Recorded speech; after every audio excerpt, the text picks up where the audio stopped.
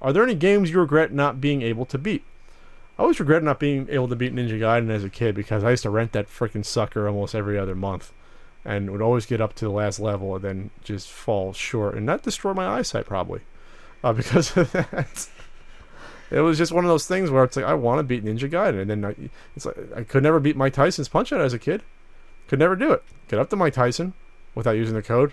We'll get destroyed. Maybe get to the second round every now and then. But now, I beat him during the marathon after not having sleep for a day. I don't know what the hell. How do I get better at these games when I got older? I don't even know. Yeah, I think it's weird. I think Mike Tyson's Punch-Out is one that I think if you were growing up in the 80s and had a Nintendo, that's one that I'm not saying for everyone. There's a lot of genius gamers out there, but for a lot of us, like plebeians like me, I couldn't fucking do it. I mean, Mike Tyson's Punch-Out. I couldn't either. I think Mike Tyson's Punch-Out is going to was at least one of those benchmarks for like being a good game player. Being a good game player, and I think it's one that a lot of people left their childhood still carrying behind them, not having ever beaten.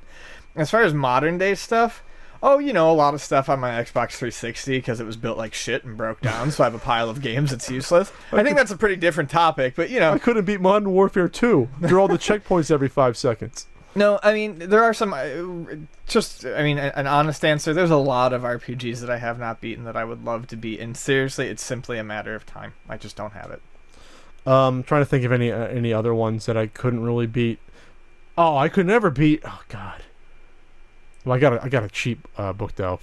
I always bring it up. Return to Zork was impossible, and then I would never have bought it if it didn't come packaged with my Sylvester 16 CD-ROM drive. So I always regretted not being able to be smart enough to beat that without the guidebook. But there's no way even today I probably would be able to do it. So okay, it's funny that you brought that up because I used to play a shitload of adventure games and I could beat most of them. One of my favorites, though, that I never beat, and I still regret not beating it, is The Adventures of Willy Beamish by Dynamix. There you go. Yep. That's a tough one, too. I couldn't do it, and then I later on found it. Now, I could probably find a properly clocked version right now, but Willy Beamish had it was an adventure game, but there was some timed stuff, too. You had a few days to get to the contest or whatever. And on the last day, there's a very difficult part where you have to rescue your frog from being made into frog soup.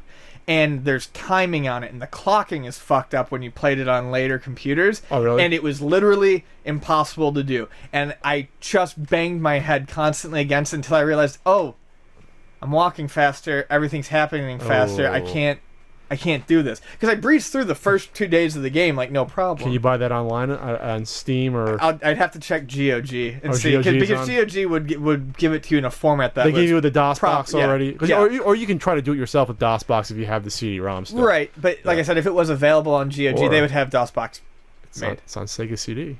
It is. Don't have someone go buy up all the copies and drive up the price and email me a year later. It could happen. I think the last copy we had was like $15. I should have bought it. I don't want to buy it. I always want to buy it when I see it, but I have no Sega CD.